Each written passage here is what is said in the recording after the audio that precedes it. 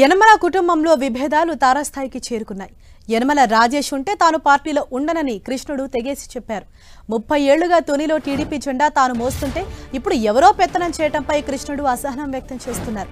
పార్టీలో సముచిత స్థానం లేకపోతే తన పని తాను చేసుకుంటానని కృష్ణుడు తేల్చి చెప్పారు. తునిలో యనమలకు అతని సోదరుడికి మధ్య దూరం మరింత పెరిగింది. గత 2 ఎన్నికల్లో అతని సోదరుడు యనమల కృష్ణుడు పోటీ చేసి మంత్రి దాడిశెట్టి రాజా చేతిలో పరాజయం పొందారు. ఈ నేపథ్యంలో తుని నియోజకవర్గ ఇన్ఛార్జిగా యనమల రామకృష్ణుడు తన కుమార్తె దివ్యను నియమించారు. అప్పట్నుంచి ఆ కుటుంబంలో అసమ్మతికి ఆజ్యం పోసినట్లయింది. తనను దూరం పెట్టడంపై కృష్ణుడు అతని అనుచర వర్గం పూర్తి అసంతృప్తితో ఉంది. యనమల ఫ్యామిలీకి చెందిన ఇరు వర్గాల అభిమానులు ఘర్షణలు చేసుకున్న సందర్భాలు కూడా ఉన్నాయి.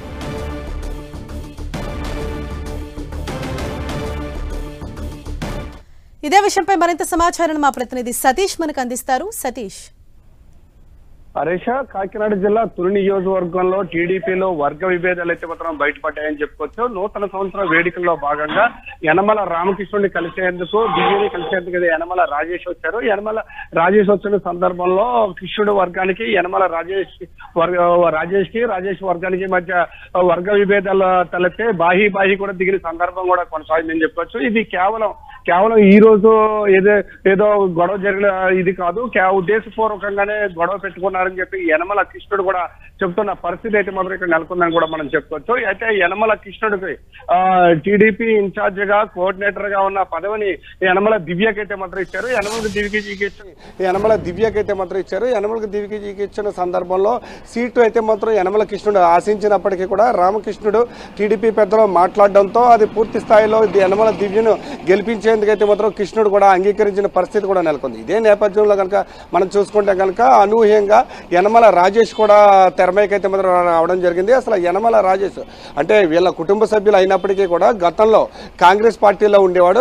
కాంగ్రెస్ పార్టీ నుంచి పీఆర్పీ పార్టీ తర్వాత టీడీపీ అధికారంలోకి వచ్చిన తర్వాత టీడీపీలో కూడా రావడం జరిగింది. అన్నవరం ట్రస్ట్ బోర్డు మెంబర్ కూడా యనమల రాజేష్ కూడా ఇవ్వడం జరిగింది. తర్వాత లోపాయి గారుగా వైఎస్ఆర్సీపీ కూడా పనిచేయడంతో యనమల రాజేష్ ని యనమల రామకృష్ణుడు అయితే మాత్రం దూరంగా పెట్టిన సందర్భాలు కూడా ఉన్నాయని కూడా మనం చెప్పుకోవచ్చు. ఇదే నేపథ్యంలో తిరిగి టీడీపీ వేవ్ ఆ నియోజకవర్గంలో కనిపించడంతో టీడీపీ వైపు అయితే మాత్రం మొగ్గు చూపుతున్నారు. ఇదే నేపథ్యంలో నిన్న నూతన సంవత్సర వేడుకల్లో పాల్గొనేందుకు విషయం చెప్పేందుకైతే మాత్రం యనమల రామకృష్ణుడు కలిసేందుకు యనమల రాజేష్ వచ్చారు. రాజేష్ వచ్చి ఉద్దేశపూర్వకంగానే గొడవ పెట్టుకున్నారని చెప్పి యనమల కృష్ణుడు కూడా చెప్తున్న పరిస్థితి.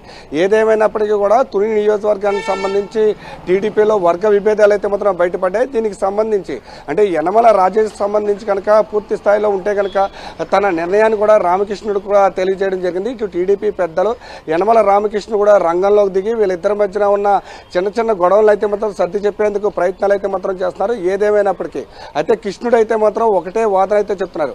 అంటే అధికారం వచ్చినప్పుడు మాత్రమే పార్టీలోకి వస్తున్నారు, అధికారంలో ఉన్నప్పుడు మాత్రమే పార్టీలో ఉంటున్నారు, ఇలాంటి వాళ్ళని ఎంకరేజ్ చేయొద్దు అని చెప్పి కృష్ణుడు చెప్తున్నాడు. గత 30 సంవత్సరాల నుంచి పార్టీని కానీ పార్టీ జెండాను కానీ మోసేది మేము, ఆ పార్టీని కాపాడేది మేము, మమ్మల్ని కాదని చెప్పి ఆ వర్గాన్ని కనుక ఎంకరేజ్ చేస్తే కనుక మా వర్గం వాళ్ళకి కొన్ని ఇబ్బందులు అయితే మాత్రం ఎదురయ్యే పరిస్థితులు ఉన్న నేపథ్యంలో ఎట్టి పరిస్థితుల్లో యనమల రాజేష్ని అయితే మాత్రం ఎంకరేజ్ చేయొద్దని కళాఖండిగా రామకృష్ణుడు కూడా చెప్పినట్టు సమాచారం కూడా తెలుస్తుంది. ఏదేమైనప్పటికీ కూడా టీడీపీలో ఉన్న వర్గ విభేదాలను చెక్ పెట్టేందుకు యనమల రామకృష్ణుడు కూడా రంగంలోకి దిగారని కూడా మనం చెప్పుకోవచ్చు.